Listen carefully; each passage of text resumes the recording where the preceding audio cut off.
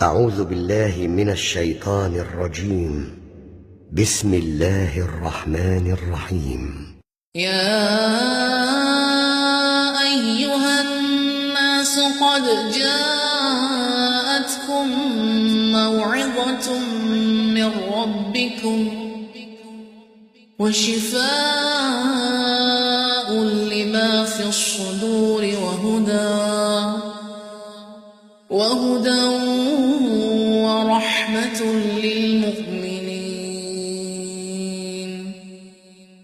قل بفضل الله وبرحمته فبذلك فليفرحوا هو خير مما يجمعون.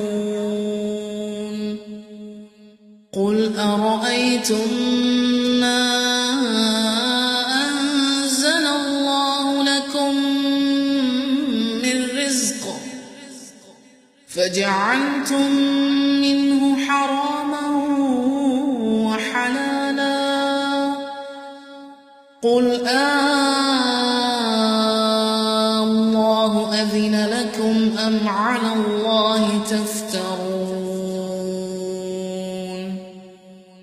وما ظن الذين يفترون على الله الكذب يوم القيامة إن الله لذو فضل على الناس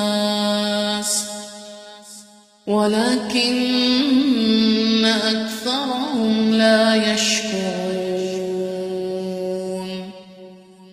وما تكون في شأن وما تتلو منه من قرآن ولا تعملون من عمل إلا كنا عليكم شهودا إذ تفيضون فيه. وما يعزب عن ربك من مثقال ذرة في الأرض ولا في السماء ولا أصغر من ذلك ولا أكبر إلا في كتاب مبين. ألا إن أولياء الله لا خوف عليهم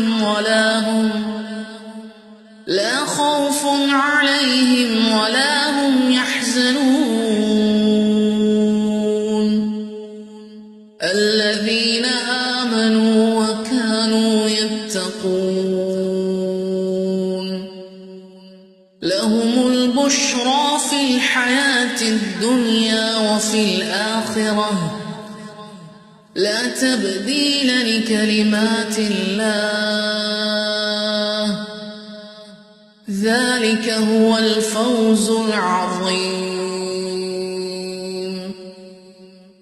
ولا يحزنك قولهم إن العزة لله جميعا هو السميع العليم.